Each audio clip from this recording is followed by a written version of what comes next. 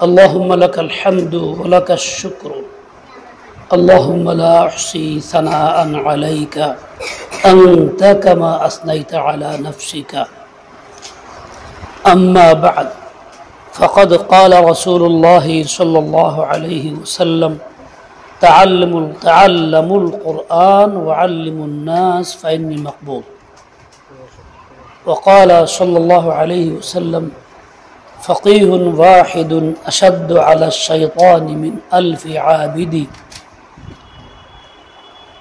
أو كما قال عليه الصلاة والسلام محترم طالبين व तालिबात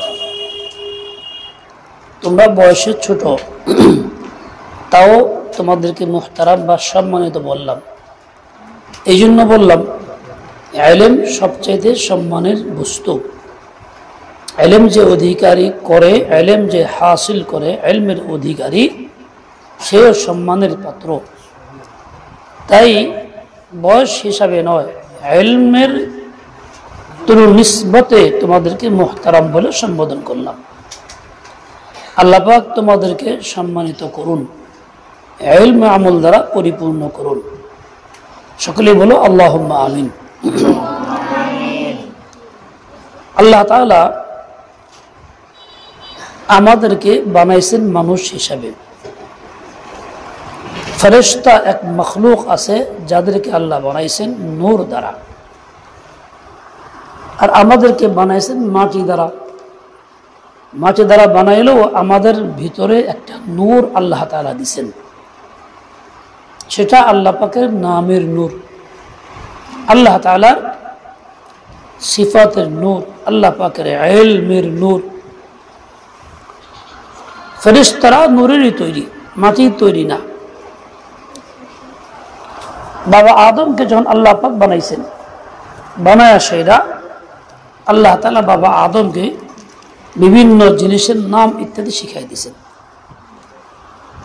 এরপরে ফেরেশতাদের সম্মুখে ফেরেশতাদের জিজ্ঞাসা করছেন বলো দেখি এটার নাম কি এটার নাম কি এটার নাম কি ফেরেশতারা লাজবাব বলতে পারে নাই বা আদমকে বলা হয়েছে তুমি বলো তো তিনি বলছেন ফেরেশতারা বলতে পারে নাই তার মানে ইলম এ বিষয়ে ছিল না বাবা আদমের ইলম ছিল তাই তিনি বলতে পারছেন তাহলে ইলমহীন আর ইলম ওয়ালার মধ্যে একটা বিস্তর পার্থক্য এখানে সৃষ্টি হইল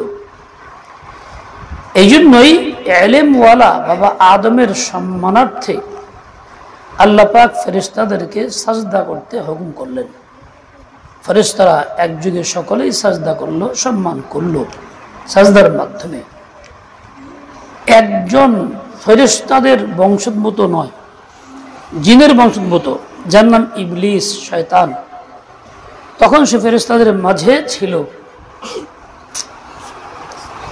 দীর্ঘ ইবাদত করছে সে সাজদা করলো না সম্মান দেখাইল না যেহেতু সাজদা না করার কারণে সরাসরি আল্লাহ তাআলার হুকুম অমান্য করা হইল আল্লাহ পাক তাকে লানত দিলেন তাকে বহিষ্কৃত করলেন সে ইবলিসে মালউন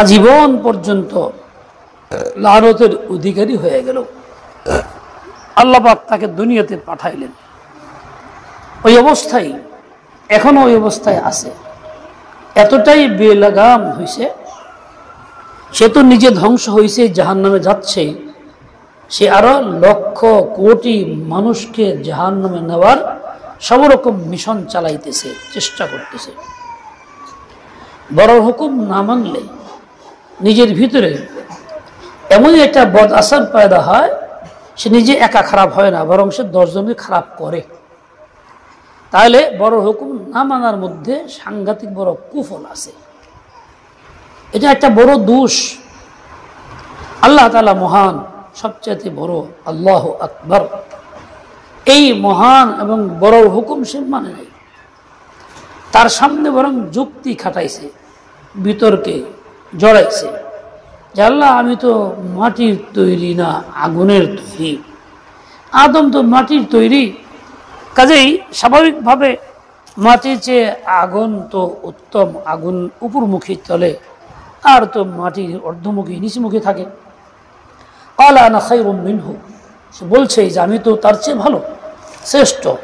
কেন? খালাকতানি মিন নার ওয়া খালাকতাহু মিন তিন, আমাকে আপনি আগুন দিয়ে সৃষ্টি করছেন আর তাকে মাটি দিয়ে সৃষ্টি করছেন। এই যুক্তি পেশ করার চেষ্টা করছে। যতই যুক্তি দিছে, যুক্তিতে মুক্তি মিলে নাই, ক্ষতি বেশি হয়েছে। তোমরাও যারা বড়দের কথা বললে পরে তর্কে জড়াও, যুক্তি দাও, উল্টা বলো, তারা কিন্তু ইবলীসের ওই সিফাত এবং তার ওই অনুকরণ করো। কাজেই তোমাদের ভিতরে এই বড়দের কথা অমান্য করার কারণে এমন একটা অন্তর্রোগ সৃষ্টি হবে, যার দ্বারা তুমি একাই ধ্বংস হইবা না, 10 জনকে ধ্বংস করবা। এই জন্য মনে রাখো, শরীয়তের নিয়ন্ত্রণ, শরীয়তের হুকুমের আওতায়, শরীয়তের গণ্ডির ভিতরে বড় তোমাকে যে হুকুম করবেন যা, তা তুমি মান্য করার চেষ্টা করবা। তোমার বাপ মা বিবাহ সাথে আগে সবচেয়ে বড় দুনিয়াতে, বাপ মাকে মানো। যতক্ষণ তারা শরীয়তের গণ্ডির ভিতরে বলবে, ততক্ষণ তুমি পরিপূর্ণ মানবা। অপারগতা হইলে হাসি দিয়ে অজর খাই করবা, সরাসরি পারবো না, করবো না এরকম বলবা না। বিবাহ শাদীর পরে মেয়েদের সবচেয়ে বড় মুরব্বি হচ্ছে স্বামী। স্বামী আর বাবা একসঙ্গে থাকলে বাবার হক আগে না, স্বামীর হক আগে। মা এবং স্বামী দুইজন একসঙ্গে থাকলে মার হক আগে না, স্বামীর হক আগে। বাপ মা এক কথা বললো একদিক, স্বামী এক কথা বললো আরেক দিক, বিপরীতমুখী। কারণ বাপ মার কথা প্রাধান্য না, স্বামীর কথা প্রাধান্য। আজকাল মেয়েরা বাপ মার কথাকে প্রাধান্য দেয়, স্বামীর কথাকে পিছিয়ে ফেলে। এটাও এই ধ্বংসের লক্ষণ, ধ্বংসের কারণ। এই জন্যই সংসারে যত সব গণ্ডগোল, বিশৃঙ্খলা, যত রকম ঝামেলা এই জন্যই হইতেছে। নিজেরাও দিন দিন বিপদগামী হইতেছে। এইসবের কারণে সে স্বামীর থেকে বিমুখ হইতেছে, পরপুরুষের প্রতি সে আগ্রহী হইতেছে, তাদের প্রতি আগে বাড়তেছে, চরিত্র নষ্ট করতেছে, আখলাক ধ্বংস করতেছে, নিজেকে জাহান্নামে নিক্ষেপ করতেছে। ওই একটা বড়র হুকুম না মানার কারণে অনেকগুলি কুফল সৃষ্টি হইতেছে। তোমরা যারা ছোট হোক, ছেলে হোক, মেয়ে হোক, এখন কম বয়সী যদিও, তারপরেও তোমাদের বড়রা যারা আছেন, বাবা মা বা মাদ্রাসায় প্রতিষ্ঠানের উস্তাদ, যতক্ষণ তারা জায়েজ কথা বলবে, শরীয়তের সীমার গণ্ডির ভিতরে বলবে, ততক্ষণ তুমি তা মানবা।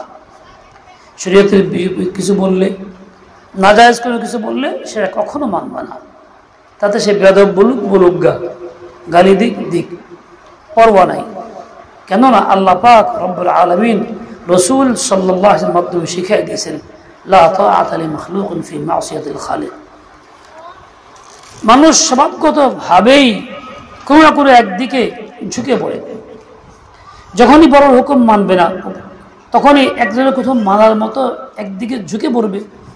তো তখন কি করবে? নোংরার হুকুম মানবে, ছোটর হুকুম মানবে, তবে সে এগুলি গ্রহণ করবে, নিজেকে ধ্বংসই করবে। তোমাদেরকে এই আল্লাহ পাক রব্বুল আলামিন এই মাদ্রাসায় পাঠাইছে। এরকম মাদ্রাসা আরও যারা যেখানে আছে, ছাত্রছাত্রী পড়তেছে, তারা মাদ্রাসামুখী হয়েছে, সেখানে আসছে, আল্লাহ পাক তাদেরকে আনছেন। কি জন্য? এই যে নিজের ভিতরে এই যোগ্যতা পয়দা করার জন্য, যে তুমি বড় হুকুম মানবা, এই যোগ্যতা পড়ার জন্য। দুনিয়াতে বড় যারা, তাদের হুকুম মানতে মানতে এমন যোগ্যতাই হবে, মহান আল্লাহ তাআলা হুকুম তুমি নিঃসংকোচে মানতে পারবা। আল্লাহ পাকের হুকুম মানার যোগ্যতা পয়দা এখান থেকে হবে। তাই তোমাকে আল্লাহ পাক মাদ্রাসায় পাঠাইছেন। কারণ মাদ্রাসায় তুমি কি করবা? তুমি এখানে আইসা আল্লাহ তাআলাকে চিনবা, জানবা, আল্লাহ পাকের ইলম হাসিল করবা। আল্লাহ নাম কি? আল্লাহ তাআলা জাল্লা জালালুহু, সিফাত কি তার, রহমান রহিম ইত্যাদি। আল্লাহ পাক রব্বুল আলামিনের বংশ পরিচয় নাই, তিনি বাপ মার মুহতাজ না, সন্তানও তার নাই। বরং তিনি কেমন জাত, পরিচয় কি? আহাদ, একক জাত। as-samad, সারা পৃথিবী থেকে তিনি বেনিয়াজ, কারো মুহতাজ তিনি নন, সবাই তার মুহতাজ। লাম ইয়ালিদ, কখনো তিনি জন্ম নেন নাই কারো থেকে, তার মাতা পিতা না, মাতা পিতার মুহতাজ না। ওয়ালাম ইউলাদ, এবং লাম ইয়ালিদ জন্ম দেন নাই কাউকে, তিনি কারো মাতা পিতা নন, মানে সন্তানের মুহতাজ না। ওয়ালাম ইউলাদ, কারো থেকে জন্ম নেন নাই, তারও মাতা পিতা নাই, মাতা পিতার মুহতাজ না। ওয়ালাম ইয়াকুল লাহু কুফুয়ান আহাদ, আল্লাহ তাআলার সমকক্ষ কেউ নাই এই জগতের মধ্যে, কখনো হইতে পারে না।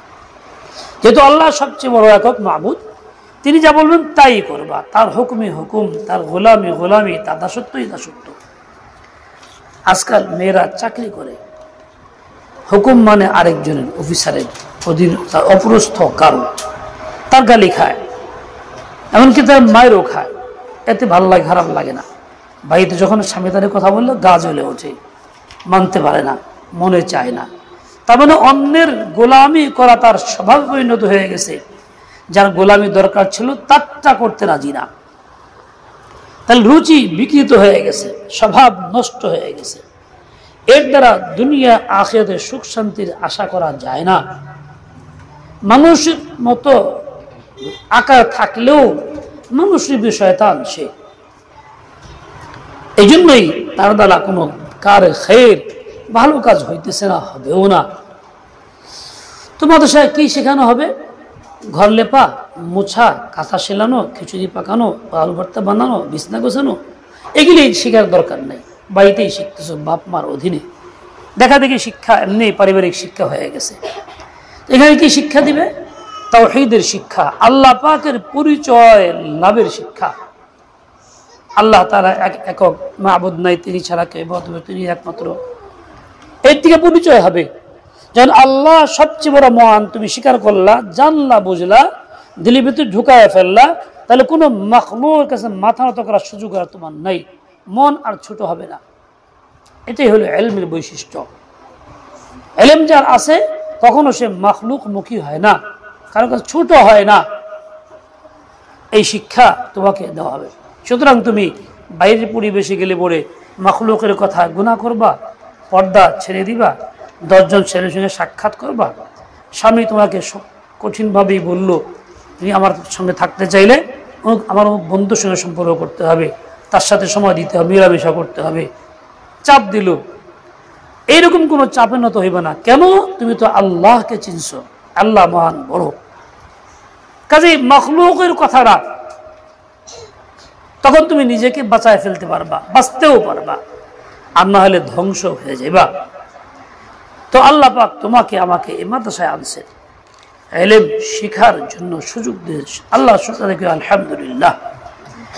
কি ইলম শিখবা? বলে আল্লাহ পাকের দেওয়া ইলম, ইলমে ওয়াহী, যা কোরআন আকারে আমাদের সামনে আছে, এর ব্যাখ্যা হাদিস আকারে আমাদের সামনে আছে। এই ইলম শিখবা। এই ইলম শিখলে কি হবে? দুনিয়াতেও কিছু একটা হবে, আখিরাতেও হবে।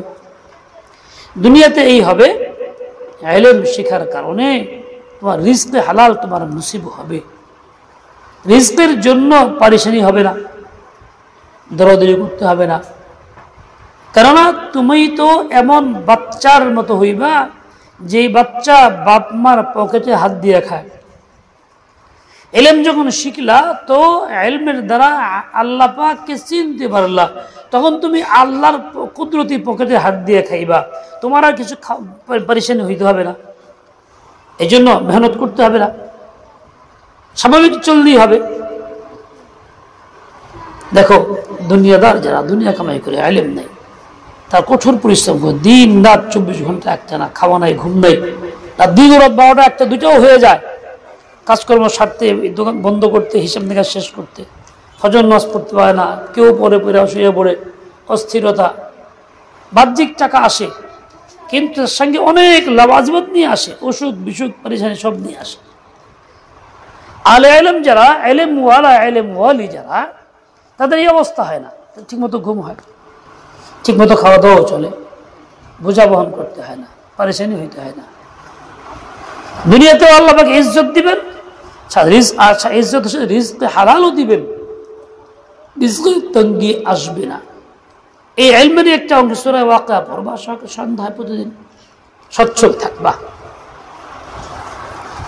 দুনিয়াতে এটা হবে, ঠিক তেমনি ইলম যখন তুমি হাসিল করবা, দুনিয়াতে আরেকটা ফায়দা এই হবে, মাখলুক তোমার জন্য দোয়া করবে, রহমতের দোয়া করবে আল্লাহর কাছে। এমনকি পানির নিচে মাছ, গর্তের পিঁপড়া, অন্য সব মাখলুক তো আছেই, স্বয়ং আল্লাহ পাক খাস রহমত নাজিল করবেন তোমার প্রতি। আর কি ফায়দা হবে? দুনিয়াতে যে পথটা তুমি চলবা, বাসা থেকে হেরে আসছো ইলম শিখার জন্য এবং মেহনত করতে থাকলা, এই আশা এবং মেহনত করাটাই তোমার জান্নাতের পথের দিকে অগ্রসর করে দিচ্ছে। যতটুকু মেহনত করলা ততটুকু জান্নাতের পথে আগায় গেলা। এই জন্য হাদিসে আসছে, সাহালতু লাহু বাবান ইলাল জান্নাহ, আমি তার জন্য জান্নাতের দরজা খুলে দেই এবং তার জন্য জান্নাতের পথ সহজ করে দিই। ঠিক তেমনি ইলম শিখলে আর কি ফায়দা হইতেছে? ইলম শিখার দ্বারা মনোবল বৃদ্ধি হয়, ভয় কমে, কারণ তুমি আল্লাহকে চিনছো, আল্লাহ মহান বড়, তার অধীনে সব ছোট, কাজে তোর মাখলুকের পরোয়া থাকে না। ইলম শিখলে কি হয়?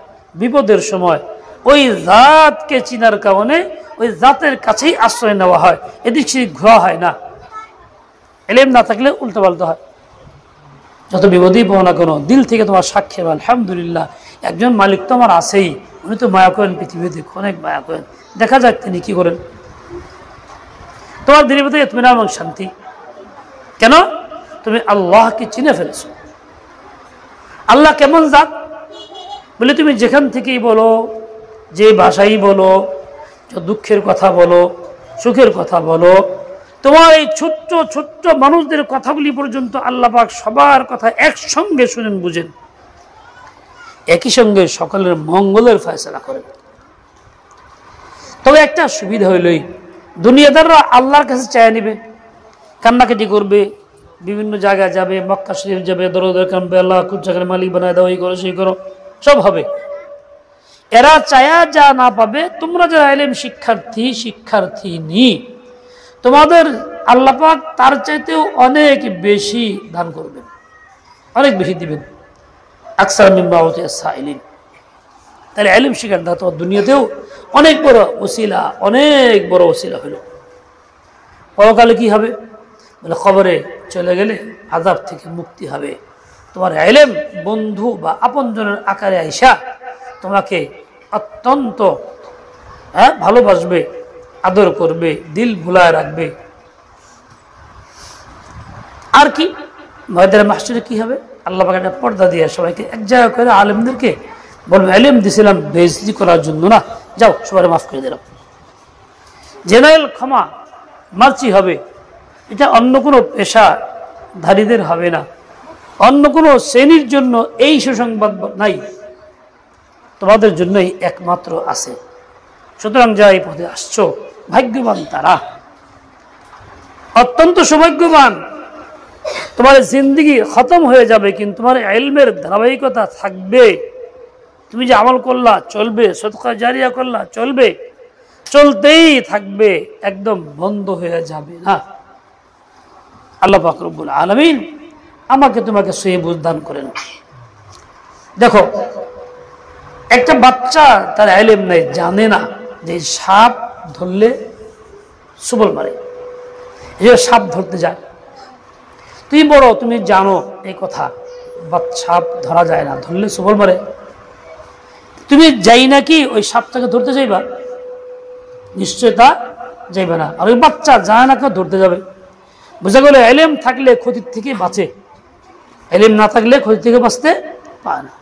তো আল্লাহ জাত সিফাতে ইলম থাকলে তুমি এরকমই হইবা, কঠিন বিপদ থেকে বাঁচবা, সমস্যা থেকে মুক্তি রেহাই পাইবা। ইলম না থাকলে পাইবা না। দেখো, তুমি যে পথে আসা যাওয়া করো মাদ্রাসায়, ওই পথে কোথায় ভাঙ্গা জানো না, কোথায় গর্ত, কোথায় ধুলাবালু, সব জানা থাকে। যে পথে একদিনও যাও না, ওই পথের কোনা কি অবস্থা কিছুই তুমি জানো না। ওরকমই ইলম যখন তুমি শিখলা, জান্নাতের পথে চললা, তো এই যে পথে কি আছে কি সব তুমি জানবা। ইলমহীন ব্যক্তি কিছুই জানবে না। তাহলে ইলম তোমার জন্য দুনিয়া আখিরাতের পাথেয়, আর বে ইলম তার পরিণতি জাহান্নাম। আল্লাহ পাক রব্বুল আলামিন তোমাকে আমাকে সেই বুঝ দান করেন, এই ইলমের কেন্দ্র মাদ্রাসাকে কবুল করেন, বাধা বিপত্তি রক্ষা করেন, তোমাদেরকে আলিম হাক্কানি আরিফ রব্বানি বানায় দেন। বলো ওয়াসাল্লাল্লাহু তাআলা নবিয়ুল উম্মি ওয়া আলা আলিহি ওয়া আসহাবিহি বারাক ওয়া সাল্লাম। বলো বিসমিল্লাহির রহমানির রহিম। তাই বলো বিসমিল্লাহির রহমানির রহিম। رب يسر ولا تعسر وتمم بالخير رب اشرح لي صدري ويسر لي أمري واحلل عقدة من لساني يفقه قولي وبك نستعين يا مستعان. بسم الله الرحمن الرحيم. ألف باء تاء ثاء